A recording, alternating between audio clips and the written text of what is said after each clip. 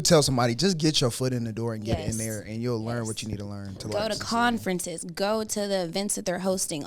If you're in school right now, you need to be going on, like getting in organizations. You need to be networking. That is the most important thing that you can do.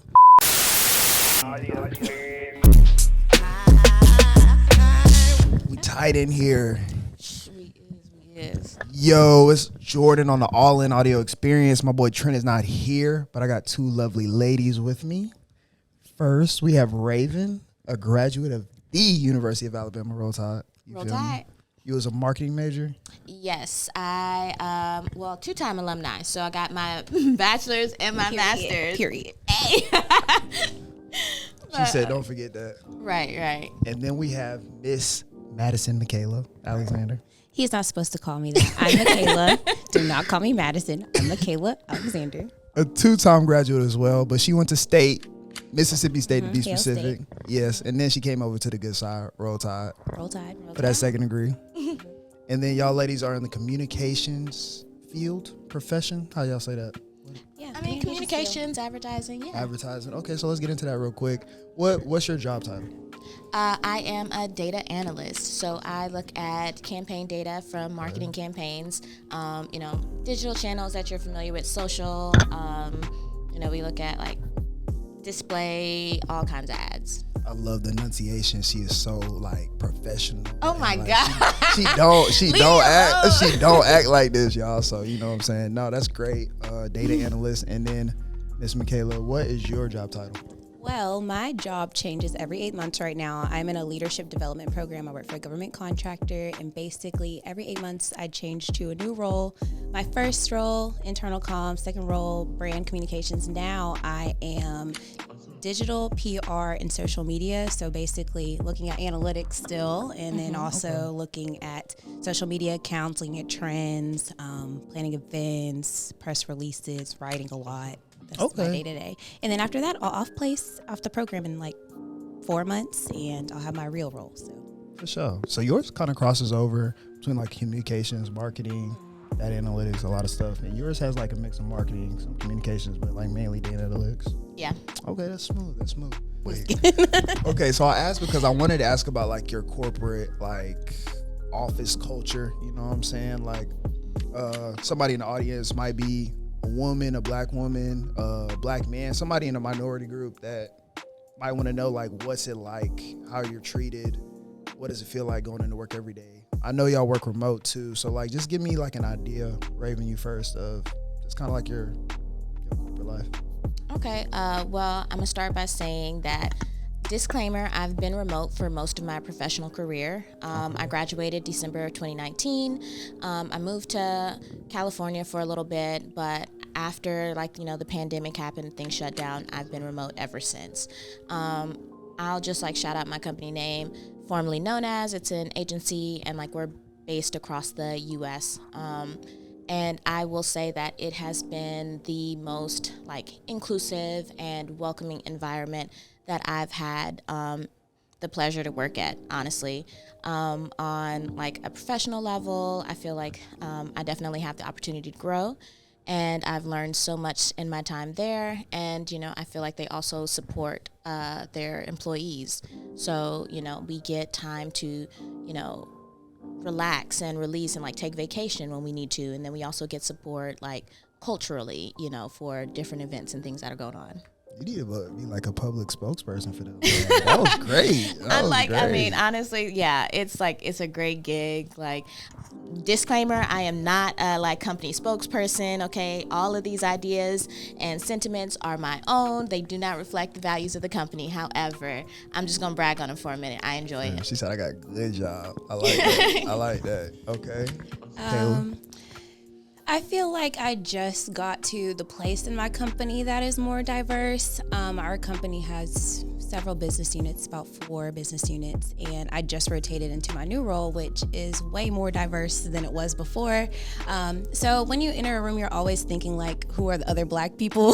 Trying to find who is at the company that's black. Do they have a lot of them? Where are they at? And I've been remote, same as Raven, all my internships and in my career. So it's interesting to see that people just don't really see that there is a lack of minorities in general, and usually they include like minorities are just they're a minority demographic at like government contractors, like women's a minority. They're not really thinking like black people as a minority or like Asians as a minority, you know? So it's a little different in my space because it's already a rare space to be in as a black person in engineering and in STEM fields. So I think it's a growing space. And then on top of that, my company, I think I feel a little bit more embraced just because I am black, and they're just like, they notice that I am the minority there. So they do look out for that. But I think there is a lot of work definitely in our industry, and then also in like the STEM space, that needs more of us, and I would love to see more of us in meetings. Some more friends, I feel it. So they go out of their way to like, why do you think it is that like y'all aren't seeing as many people kind of gravitate towards y'all spaces?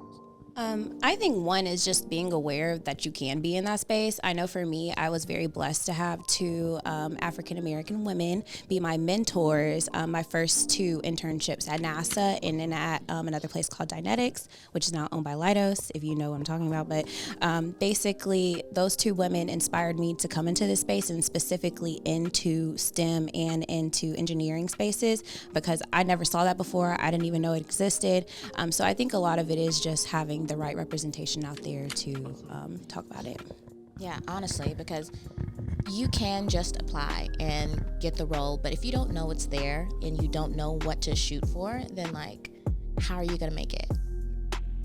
So, because I feel like the last like 3 years, like the curtain kind of got unveiled a little bit, and you felt a little bit more welcome in those spaces. But like growing up, that was never really, like if you had big aspirations, it was like lawyer or doctor. And you know, you get older and you're like, I really don't want to be that. You can definitely make money in other places. You know what I'm saying? But like growing up as a kid, nobody even brought up like being an engineer or something like that. So that's definitely like a big reason. Like you never even aspired to do it. So would you say like once you got into the role, did you learn more on the job, or like, because that's another thing, like the barrier to entry usually is people just feel like, I don't know nothing about that. So do you feel like you learned more on the job, like getting into the role, or is that barrier too big for people who really just aren't in that space?